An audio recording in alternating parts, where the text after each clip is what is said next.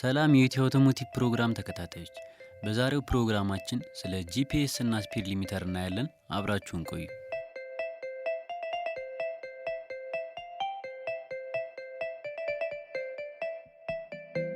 ከጊዜያት በፊት መኪኖች በቆሙበት መስታወትና ስፖኪያቸው ወልቆ እንዲሁም ጎማቸው ተፈቶ ዝርፊያ ይፈጸምባቸው ነበር።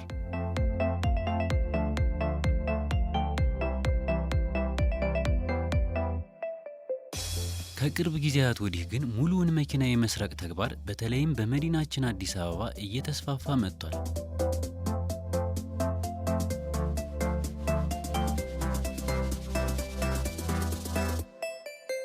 በዚህ ረገድ ኢትዮ አውቶሞቲቭ በተለያየ ጊዜ የመኪና ስርቆት የተፈጸመባቸውን ግለሰቦች በመጋበዝ ስለተፈጸመባቸው ወንጀል እንዲያስረዱ ሁኔታዎችን አመቻችቷል። በተደጋጋሚም የሁኔታውን አሳሳቢነት ለሚመለከተው አካል ሲያሳውቅ ቆይቷል።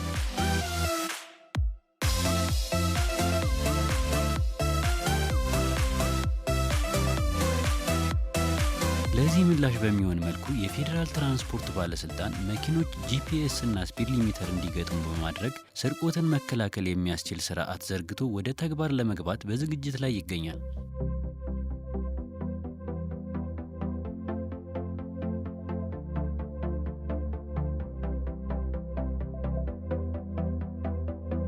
ጂፒኤስ ማለት ግሎባል ፖዚሽን ሲስተም ማለት ሲሆን የመኪና ጂፒኤስ ትራከር የመኪናው ማንኛውም እንቅስቃሴ በአሽከርካሪው ቁጥጥር ስር እንዲሆን የሚያስችል ዲቫይስ ነው።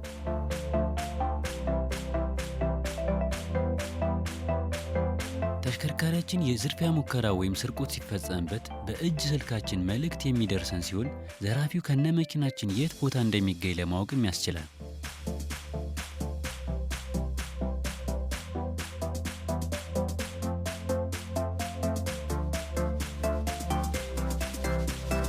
ይህም ከራሳችንና ከመኪናችን ደህንነት አልፎ የፖሊስን ስራ በመደገፍ ከፍተኛ አስተዋጽኦ የሚያደርግ ቴክኖሎጂ ነው።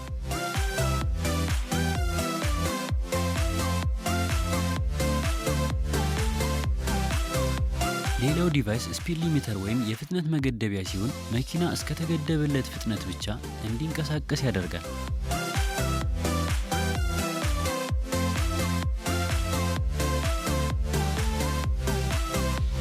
በመኪና ፊውል ሲስተም ላይ የሚገጠም ሲሆን ነዳጅ በሚሰጥበት ወቅት ሙሉ ለሙሉ እንዳያልፍ ወይም በከፊል እንዲያልፍ በማድረግ የመኪናውን ፍጥነት ይገድባል።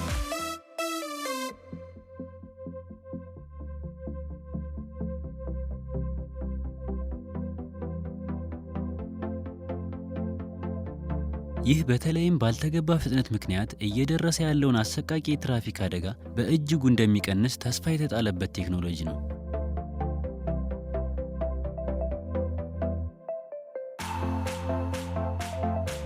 ጂፒኤስ ኢንተግሬትድ ስፒድ ሊሚተር የመኪናን ፍጥነት የሚገድብና መኪናው የሚገኝበትን ቦታ ለማወቅ የሚያስችለን ሁለቱንም አገልግሎት በአንድ ጊዜ መስጠት የሚችል ዲቫይስ ነው።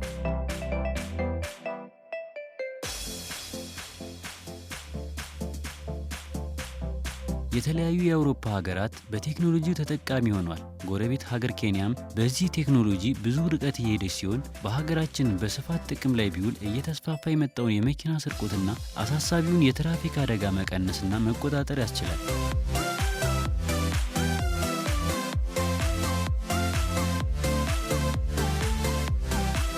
የኢትዮ አውቶሞቲቭ ፕሮግራም ተከታታዮች፣ በዛሬው ፕሮግራማችን ስለ ጂፒኤስ እና ስፒድ ሊሚተር አይተናል። ፕሮግራማችንን በዩቲዩብ ገጻችን ኢትዮ አውቶሞቲቭ ኦፊሻል የሚለውን ሰብስክራይብ በማድረግ መከታተል ትችላላችሁ። ሳምንት በሌላ ፕሮግራም እስክንገናኝ ቸር እንሰንብት።